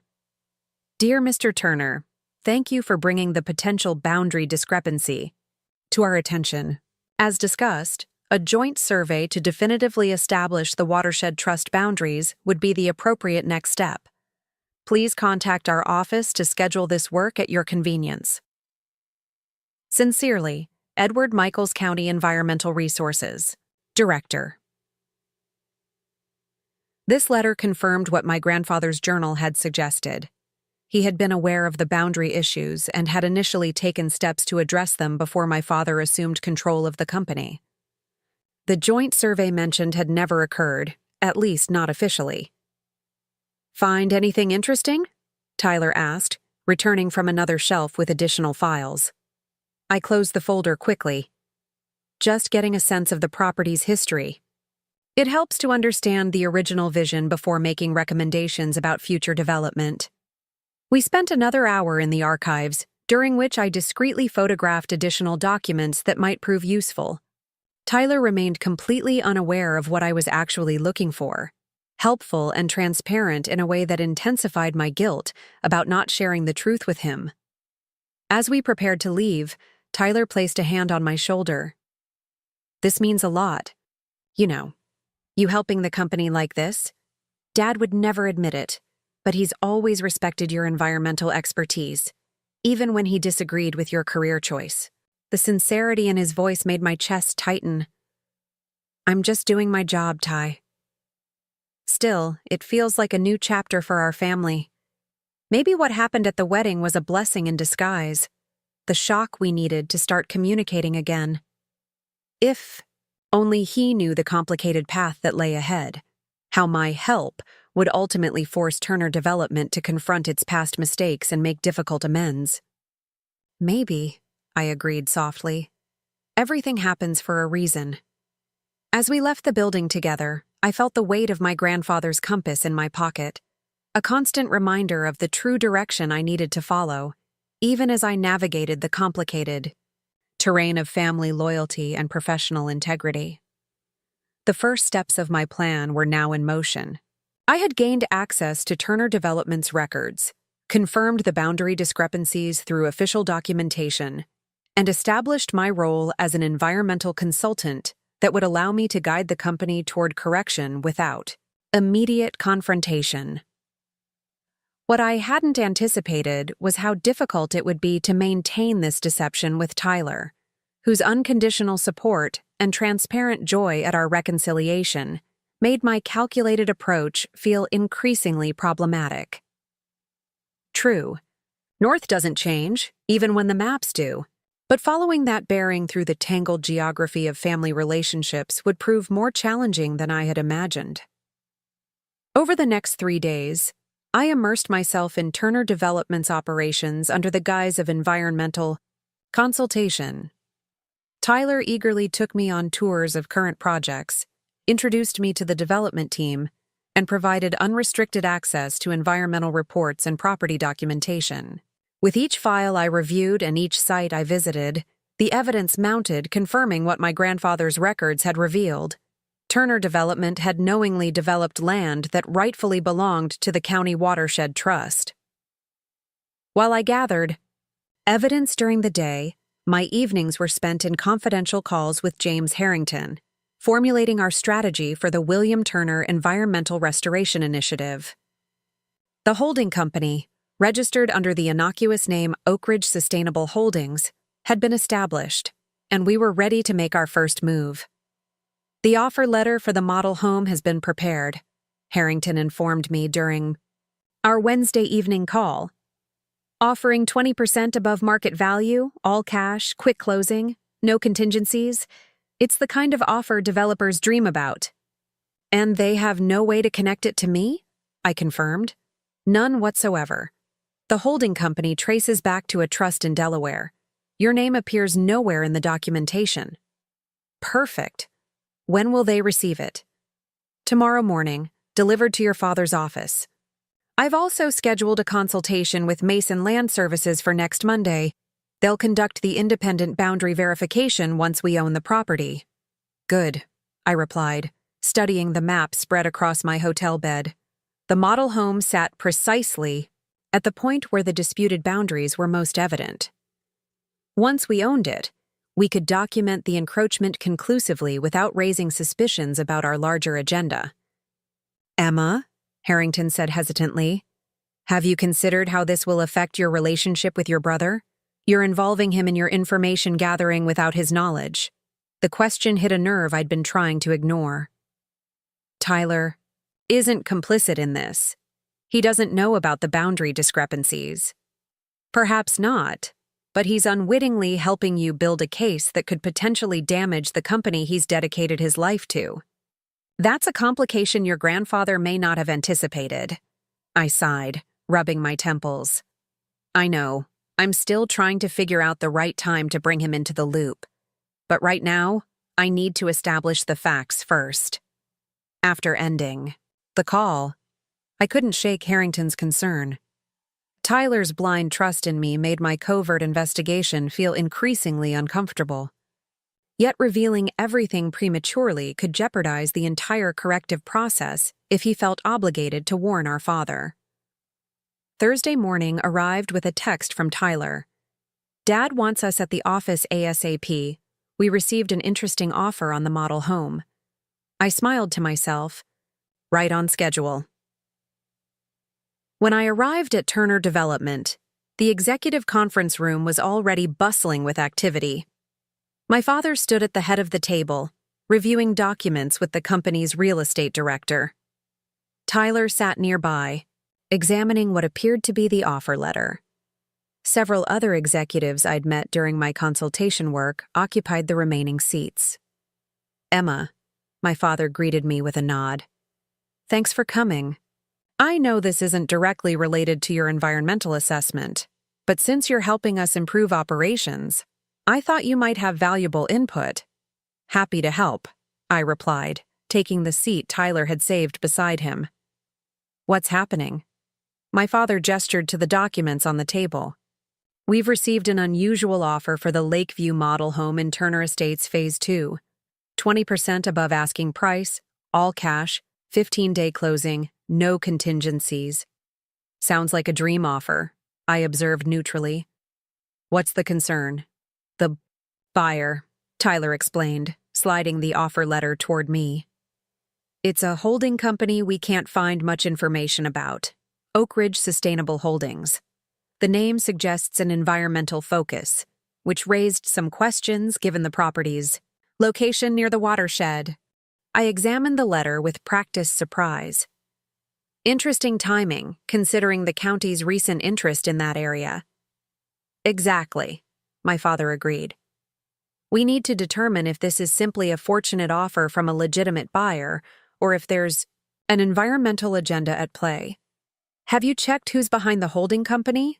I asked innocently. The real estate director, Mark Simmons, shook his head. It's registered in Delaware with layers of corporate anonymity. Completely legal, but intentionally obscure. "What's your concern if it is an environmental group?" I pressed, careful to maintain my consultant persona. "The property has passed all required environmental assessments, hasn't it?"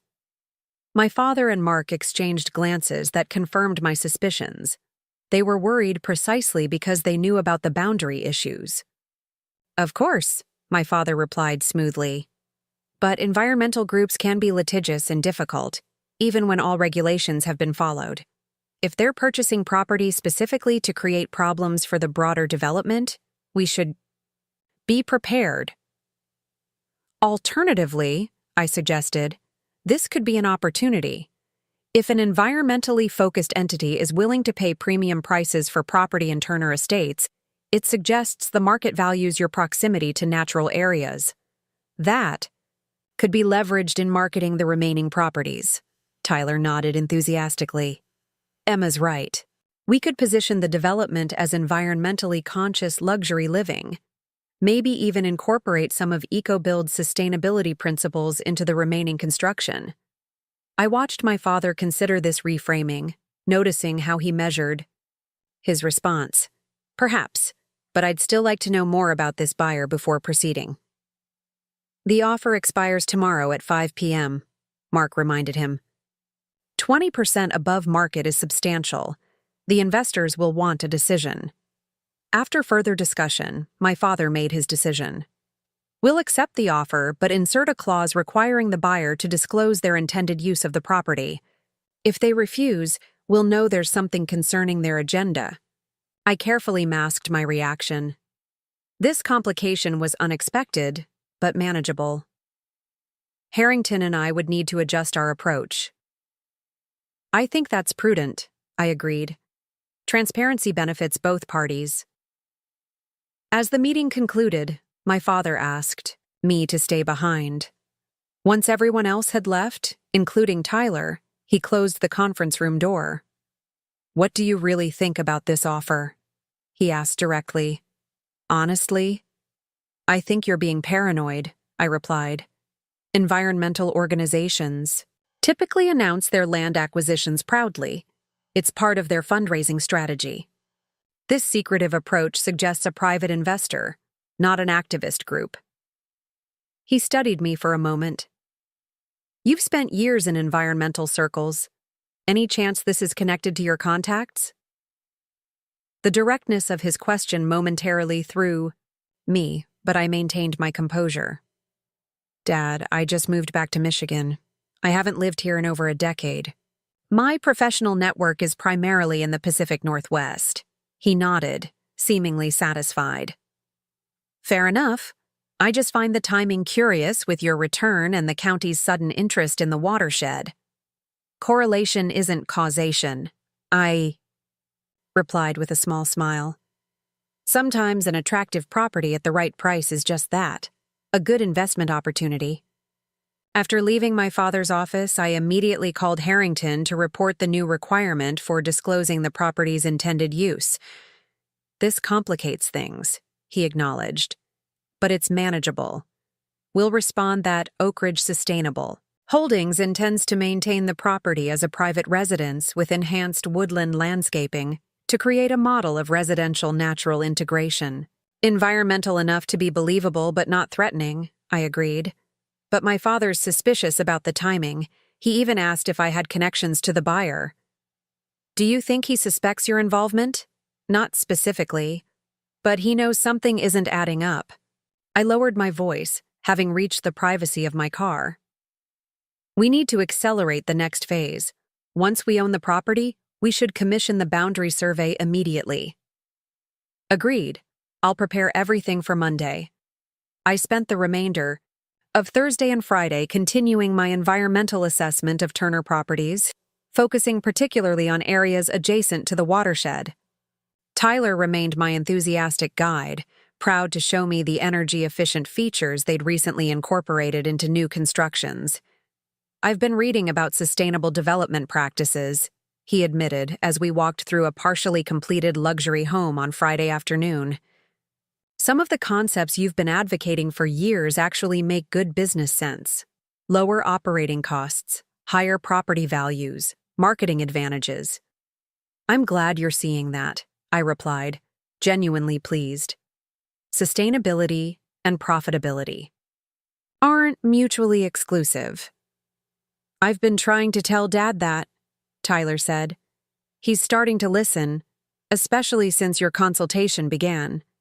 You have credibility he respects, even if he wouldn't admit it. His words stung with irony, considering what I was secretly orchestrating. Tyler, do you ever wonder about Grandpa's original vision for Turner Development? How might it differ from what the company has become? He considered the question as, we exited the construction site. Sometimes. Grandpa was more cautious about expansion, more connected to the land itself. Dad's always been about maximizing development potential. He glanced at me. Why do you ask? Just thinking about legacy, I replied carefully, about what we inherit and what we pass on. Friday evening, Harrington called with news. Turner Development has accepted our offer with the disclosure requirement. We've submitted our response about the intended use, and their attorney has indicated it satisfies their concerns. We're proceeding with the purchase. That's good news, I said, relief evident in my voice. What's our timeline now? Closing is set for 2 weeks from today. The boundary survey will be conducted immediately after we take possession. Emma, are you certain you want to proceed this way? There's still time to consider direct disclosure. To your father. I thought about my father's calculated response to the purchase offer, his immediate suspicion of environmental motives, his carefully maintained facade of regulatory compliance, despite knowing about the boundary violations. I'm certain, I replied firmly. My father has had decades to address this issue honestly. He chose deception instead. The gradual correction approach is the only way to protect innocent homeowners while still setting things right. As I ended the call, my phone buzzed with a text from my mother. Family dinner Sunday? Your father wants to celebrate the model home sale and discuss your consultation findings before you return to Portland. Perfect timing. By Sunday, I would have more evidence from my review of Turner Development files, and by next Friday, we would own the critical property needed to document the boundary encroachment. I texted back my acceptance, adding, looking forward to it. The pieces were falling into place, yet I couldn't shake a growing uneasiness about Tyler's involvement. My brother's genuine enthusiasm for our reconciliation and his pride in showing me the family business made the deception increasingly difficult to maintain. True north doesn't change, I reminded myself. But the path to reach it was proving more emotionally complicated than I had anticipated. Sunday evening arrived with an unexpected complication. As I prepared for the family dinner, my phone rang, James Harrington calling outside our scheduled time. Emma, we have a situation, he said without preamble. Regional Survey Associates, the firm that conducted the 1976 survey you found in Turner Development's archives. What about them? I asked, immediately alert. They never existed, at least not legitimately. I've checked state licensing records back to 1970. There was no such surveying company registered in Michigan. I sat down heavily on the edge of my hotel bed. Are you saying the survey was fabricated? It appears so, which means the boundary adjustment wasn't merely an interpretation difference. It was a deliberate falsification of property lines.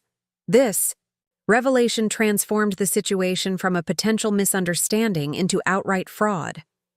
Who would have authorized a fake survey? That's unclear, Harrington replied cautiously. Your grandfather was still running the company in 1976, but according to his journal, he only discovered the discrepancies in the late 1990s. So either he didn't know about the falsified survey, or I couldn't finish the thought. Or his journal wasn't entirely truthful, Harrington completed gently. Emma, this complicates things. Falsifying property surveys crosses from civil into potential criminal liability. I rubbed my temples, processing this new information. Does this change our approach? It might. If criminal fraud was involved, our gradual correction strategy could be interpreted as aiding in a cover-up. We should consider a more direct course of action. Let me think about this, I replied. I'm having dinner with my family tonight. I need to gauge the situation before deciding. After ending the call, I stared at my reflection in the hotel mirror, the weight of this new revelation settling heavily. The boundary discrepancy wasn't just an error or an aggressive interpretation. It was a calculated deception involving falsified legal documents. But who was truly responsible? My grandfather, whose journal expressed regret and a desire for correction? My father, who had knowingly continued development on the disputed land? Or someone else entirely? I arrived at my parents' house precisely at 6:30 p.m., the familiar colonial facade offering no hint of the secrets contained within its walls. Tyler's car was already in the driveway, parked beside my father's Mercedes. My mother greeted me with her usual embrace, though I detected additional warmth. Our family reconciliation clearly meant a great deal to her. "Everyone's in the living room," she said, taking my coat. "Tyler brought champagne to celebrate the model home sale." The irony wasn't lost on me as I entered the living room to find my father and brother discussing the purchase offer with evident satisfaction. "There she is," Tyler said cheerfully, handing me a flute of champagne. The environmental consultant who helped us reframe the model home sale as a marketing victory. My father raised his glass. To successful business deals and family collaboration. I clinked glasses with them, maintaining my facade while inwardly reeling from what I'd learned about the falsified survey. The champagne tasted bitter as I took a small sip. "Emma has been incredibly helpful," Tyler continued enthusiastically. "She's identified several cost-effective sustainability upgrades we can incorporate into the remaining Phase 2 properties. Marketing them as green luxury could command even higher prices." My father nodded approvingly. "Your expertise has proven valuable. I'm beginning to see the business case for these environmental considerations." "I'm glad," I replied carefully. "Though my primary concern remains watershed protection and proper land stewardship." "Of course," my father agreed smoothly. "Balance is key. Responsible development that respects environmental concerns while maintaining profitability." His words sounded reasonable, even enlightened. Yet they came from a man who had knowingly built luxury homes on falsely claimed land. The disconnect was jarring. During dinner, conversation remained focused on business, the model home sale, my consultation findings and plans for my return to Portland to wrap up my affairs before permanently relocating to Michigan. My mother occasionally attempted to steer discussion toward more personal topics, but my father repeatedly brought things back to Turner Development. "When you return from Portland," he said as we finished the main course, "we should formalize your consulting arrangement with Turner Development, perhaps a retainer agreement through EcoBuild?" "That's premature," I replied. "I'd need to complete my assessment first. There are still areas of concern, particularly regarding the Thompsons Creek watershed boundaries." I noticed a subtle tightening around my father's eyes. "The watershed boundaries were established decades ago. What specific concerns do you have?" This was my opening, an opportunity to determine how much my father actually knew about the falsified survey. "Historical records sometimes contain discrepancies," I said carefully. "For instance, I found 2 different surveys in your archives. The original 1975 purchase survey and a subsequent 1976 survey with notably different boundary markings." The room fell silent. My father's expression remained neutral, but his knuckles whitened around his fork. Tyler looked confused, glancing between us with growing concern. "Old surveys used less precise technology," my father said dismissively. "Modern GPS mapping has resolved any historical inconsistencies." "Perhaps," I conceded. Though I was curious about Regional Survey Associates, the firm that conducted the 1976 survey. I can't seem to find any record of them. My father set down his fork with deliberate care. "Emma, These technical details hardly make for appropriate dinner conversation. If you have specific professional concerns, we can discuss them at the office. I think they're relevant, I pressed, ignoring my mother's warning glance. Especially since the 1976 survey significantly expanded Turner Development's buildable acreage at the expense of what should have been protected watershed land. Emma, my mother interjected nervously. Perhaps this can wait. No, let's address this now, my father interrupted, his calm facade cracking slightly. Since Emma seems determined to question our property rights at what was supposed to be a family celebration, Tyler looked increasingly uncomfortable. What exactly are you suggesting, Em? I took a deep breath, knowing I was crossing a threshold I couldn't retreat from. I'm suggesting that the 1976 survey that Turner Development has used as the basis for all subsequent development was falsified, that approximately 30 acres of what's been developed as Turner Estates legally belongs to the County Watershed Trust. My father's face hardened, but before he could respond, Tyler spoke up. That's a serious accusation, he said quietly. What evidence do you have? Regional Survey Associates never existed, I replied, maintaining eye contact with my father. There's no record of them being licensed in Michigan, and I have the original 1975 survey showing the true boundaries, along with correspondence between Grandpa and county officials acknowledging the discrepancy. Where did you get this information? My father demanded, his voice dangerously controlled. Grandpa left it for me, I answered, in a safe deposit box to be opened 10 years after his death, along with his journal documenting his knowledge of the boundary issue and his regret at not correcting it before you took over the company. The blood drained from my father's face. My mother gasped softly, her hand flying to her throat in a gesture reminiscent of her reaction at the wedding. Dad? Tyler's voice held confusion and the beginning of betrayal. Is this true? My father's eyes never left mine. Your grandfather was becoming confused in his later years. Whatever documents he left you are unreliable at best, manipulative at worst. The survey exists, Dad, I stated firmly, as does Grandpa's correspondence with the county, and his detailed journal entries about your refusal to address the boundary issue when he brought it to your attention.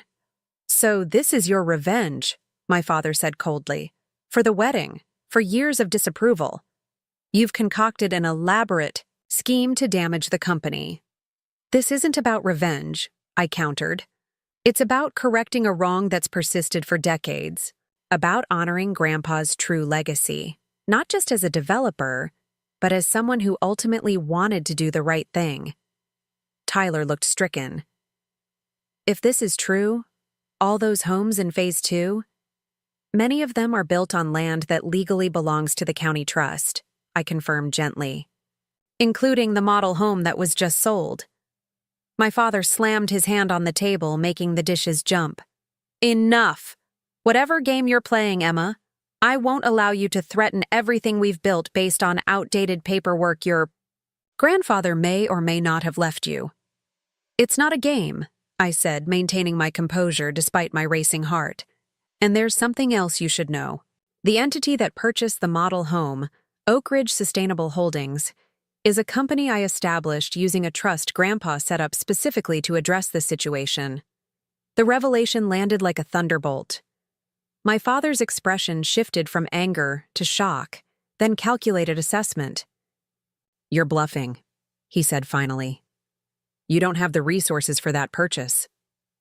The William Turner Environmental Legacy Trust has assets of $14 million, I stated calmly.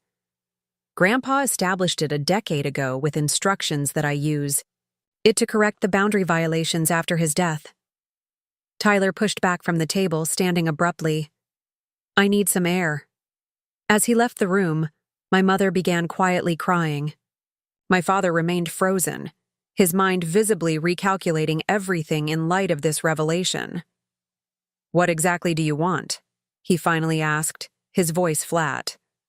What Grandpa wanted, to make this right.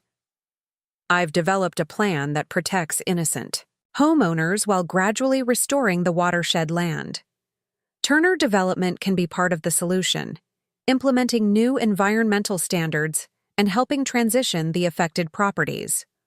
Or, he prompted, recognizing the implicit alternative. Or I take everything I have, the original survey, Grandpa's journal, the falsified 1976 survey, to the county authorities and let them pursue appropriate legal remedies. My father's jaw tightened. You would destroy your family's company, your brother's future, your mother's security? I don't want to, I answered honestly. That's why I've spent the last week developing an alternative approach. But I won't continue the deception. The boundary violations will be corrected, one way or another. He stared at me for a long moment, reassessing everything he thought he knew about his daughter. I need time to consider this.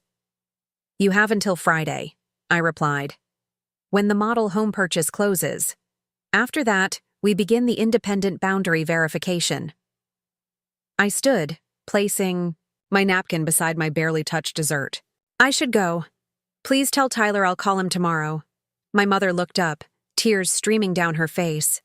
Emma, please. I'm sorry, Mom, I said softly. But this isn't something I can ignore. Grandpa trusted me to make it right. As I walked to my car, the weight of what had just transpired settled fully on my shoulders. I had finally confronted my father with the truth, but at what cost? Tyler's devastation, my mother's distress, the precarious future of Turner Development, all now hanging in the balance because of my actions. Yet beneath the guilt and uncertainty, I felt a curious sense of relief. The secret was out.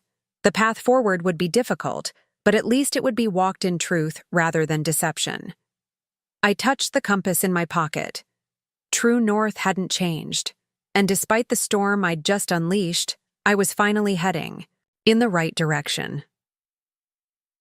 The 5 days following the confrontation passed in tense silence. I returned to Portland as planned to pack up my apartment and finalize my transition to EcoBuild's Grand Rapids office, all while waiting for my father's response to my ultimatum. Tyler hadn't returned my calls, which hurt but didn't surprise me. Learning that your family's legacy was built partly on fraud would require time to process. On Thursday afternoon, as I supervised the movers loading the last of my belongings into the shipping container, my phone rang. It was my father. We need to talk, he said without preamble. I'm at the Grand Rapids airport. Can you meet me? His presence in Michigan caught me off guard. You're here? Now? This isn't a conversation for the phone. I'm renting a car. Text me your address. 2 hours later, my father's rental car pulled up outside my nearly empty apartment. Through the window, I watched him sit motionless behind the wheel for several long moments before finally emerging. He looked older somehow. The confident posture I'd always associated with Robert Turner notably diminished. When I opened the door, he didn't immediately speak. Instead, surveying the bare apartment with its scattered boxes and emptied shelves. Moving day? I explained unnecessarily. He nodded, hands in his pockets. Your mother wanted to come. I told her this needed to be between us first. I gestured to one of the 2 remaining chairs at my small dining table. He sat, and I took the chair opposite him, remembering how we'd faced each other across my parents' dinner table just days earlier. I've spent the past 4 days reviewing everything, he began. Company records, property documents, historical surveys. I needed to understand exactly what we're dealing with. And? I prompted when he paused. And you're right. The admission seemed physically painful for him. The 1976 survey was falsified. The boundary with the Thompson Creek Watershed Trust is approximately 30 acres west of where we've been developing. Despite already knowing this, hearing my father acknowledge the truth sent a wave of vindication through me. Who falsified it? He met my eyes directly. I did. The blunt confession caught me off guard. I'd expected deflection, minimization, perhaps blaming a long-gone employee. Your grandfather didn't know, he continued. Not initially. I was 28, recently promoted to development director. I discovered the original survey limited our buildable acreage significantly. With the watershed protection regulations, nearly 40% of the property would be undevelopable. So you created a fake survey company and redrew the boundaries, I said, flatly. Yes. No excuses, no justification. I hired a draftsman to create official-looking documents and filed them with the county. In the mid-70s, record-keeping was less rigorous. No one questioned it. And Grandpa? When did he find out? My father sighed deeply. In the late 90s, when the county proposed additional watershed protection measures, he reviewed the original purchase documents and noticed the discrepancy. By then, Phase 1 of Turner Estates was already built, with some homes sitting on what should have been trust land. This aligned with my grandfather's journal entries. He wanted to correct it. He did, my father acknowledged. We had terrible arguments about it. I convinced him the legal and financial consequences would destroy the company and hurt innocent homeowners. Eventually, he backed down. But he never made peace with it, I noted. That's why he left everything for me to find. Apparently not. My father's mouth twisted in a humorless smile. He always said you were more like him than I was, more principled, less pragmatic. The observation hung between us, neither compliment nor criticism, simply fact. I've spent 25 years building on that original deception, he continued. Each decision to continue development on that land seemed justified by the previous one. The momentum of success made it impossible to turn back. I recognized the pattern, one compromise leading to another until the original transgression was buried under layers of seemingly reasonable business decisions. What happens now? He asked, surprising me with his directness. You said you have a plan. I reached for my laptop, opening the document I'd prepared. The William Turner Environmental Restoration Initiative, a 3-phase approach that protects homeowners while gradually restoring the watershed land. As I outlined the plan, purchasing affected properties at above-market rates, implementing comprehensive environmental remediation, and establishing a permanent conservation buffer, my father listened with unexpected attentiveness. This would take years, he observed when I finished, and millions of dollars. The trust has sufficient funds to begin the process, I confirmed. And if Turner Development contributes resources, both financial and operational, we can accelerate the timeline while rebuilding the company's reputation. As environmental innovators rather than violators, he said, understanding the strategy. Exactly. A public partnership with the initiative transforms this from a scandal into a legacy project, honoring Grandpa's vision for sustainable development. My father stood, walking to the window overlooking the Portland skyline I'd soon be leaving behind. For several minutes, he simply stared outward, processing everything I'd presented. You could have gone public immediately, he finally said. Destroyed Turner Development with one press conference. That wouldn't have helped anyone, I replied. Not the homeowners, not the watershed, not our family. He turned back to face me. Why didn't you? After what I said at the wedding, no one would have blamed you. The question struck at the heart of everything that had transpired since that night. Because this isn't about revenge, Dad. It's about doing what's right, for the land and for our family. That's what Grandpa wanted. Something shifted in my father's expression, a softening around the eyes, a subtle releasing of tension that had been present so long I'd stopped noticing it. I need to tell you something, he said quietly. About the wedding, about why I said what I did. I waited, uncertain where this was heading. I knew the county was planning a comprehensive watershed audit, he explained. The timing aligned precisely with your return to Michigan. I convinced myself you had somehow prompted the investigation, that your environmental connections were targeting Turner Development through you. That's why you said I wasn't family, I realized. You thought I was actively working against you. He nodded, shame evident in his posture. It was paranoia fueled by guilt. I'd lived with the boundary deception for so long I started seeing threats everywhere. When you announced you were moving back to Michigan just as the county began asking questions, you assumed the worst, I finished for him. I was wrong. About everything. He met my eyes directly. Your grandfather would be proud of how you've handled this. Finding a path that honors both justice and mercy. The acknowledgement of my approach, of my grandfather's influence, meant more than I'd expected. What about Tyler? I asked.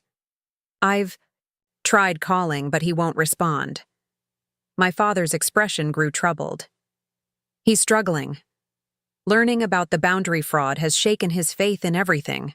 The company, my leadership, his own career built on a foundation that wasn't entirely solid. I never wanted to hurt him, I said softly. He's innocent in all this. We'll need to help him find his way forward, my father replied, surprising me with the we. Together, if you're willing.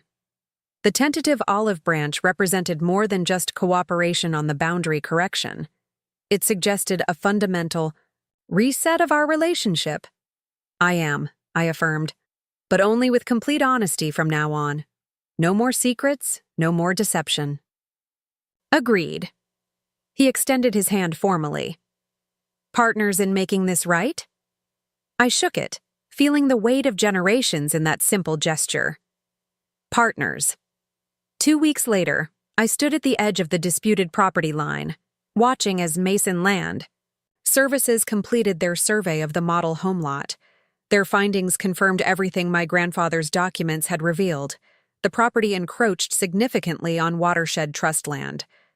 My father stood beside me, observing the surveyors place their markers along the true boundary. Tyler had joined us as well, his initial anger having evolved into determined involvement in the correction process. What happens after the initiative purchases all the affected properties? Tyler asked, gesturing toward the nearby homes. That's nearly 30 acres of prime real estate. Most of it returns to the Watershed Trust, I explained. But we're proposing that a portion be redeveloped as Michigan's first certified carbon-neutral luxury community, with Turner Development as the lead contractor. My father looked surprised. You didn't mention that part of the plan. I wanted to ensure you were committed to the correction process first, I replied. But the initiative's mission isn't just remediation, it's transformation. Showing that environmental restoration and thoughtful development can coexist. Tyler's expression brightened with interest. I've been researching carbon-neutral construction techniques. There's incredible innovation happening in that space. Exactly why we need Turner Development involved, I confirmed. Your construction expertise combined with EcoBuild's sustainable design principles. As the surveyors packed up their equipment, having completed the formal documentation of the true boundary, my father placed a hand on my shoulder. Your grandfather left you his compass, he said, not as a question, but as a statement of fact. I nodded, surprised. How did you know? He always said you had the truest sense of direction in the family. He meant it literally and figuratively. A small, genuine smile crossed his face. He was right. In that moment, standing at the properly marked boundary, with my father and brother, I felt the culmination of everything my grandfather had set in motion a decade earlier. Not just the correction of a property line, but the realignment of a family that had lost its way. The path forward wouldn't be easy. There would be complex negotiations with the county, difficult conversations with homeowners, and the massive undertaking of environmental restoration. Turner Development would need to reinvent itself, with my father accepting a transformed legacy different from what he had envisioned. But for the first time in years, perhaps decades, we were all facing true north together. As we walked back toward our cars, Tyler asked the question that had likely been on his mind since learning about the boundary fraud. Do you think Grandpa would approve of how we're handling this? I thought about my grandfather's journal entries, his regret at not correcting, the situation himself, his faith in my ability to find the right path. I think this is exactly what he hoped for, I replied. Not just fixing the boundary, but bringing the family back together in the process. My father nodded slowly. He always said land has memory, that it remembers how you treat it. Maybe families are the same way. They are, I agreed, thinking about how a public rejection at a wedding had ultimately led to reconciliation and truth. And like the land, with enough care and attention, they can heal. 2 months later, at the official launch of the Williams Day Turner Environmental Restoration Initiative, my father stood at the podium addressing community members, county officials, and the press. Behind him stretched the Thompson Creek watershed, its pristine waters now protected by the first parcel of restored land, the former model home property, already being returned to its natural state. My father, William Turner, built this company on a vision of community development that respected the land, he stated, his voice steady despite the personal cost of this public acknowledgement. Somewhere along the way, we lost sight of that balance. Today, we begin restoring it. Not just the watershed boundary, but the integrity of our commitment to this community. As applause followed his remarks, Tyler leaned close to whisper, "Did you ever imagine we'd end up here? After what happened at my wedding?" I smiled, fingers touching the compass in my pocket. Sometimes the longest journey still leads exactly where you're meant to be. And as I stepped forward to explain the initiative's mission, I caught my father's eye. The man who had once publicly declared me not family now looked at me with unmistakable pride. Not because I had followed his path, but because I had stayed true to my own, and in doing so, had helped our entire family find its way home. Up next, you've got 2 more standout stories right on your screen. If this one hit the mark, you won't want to pass these up. Just click and check them out. And don't forget to like, subscribe, and turn on the notification bell so you don't miss any upload from us.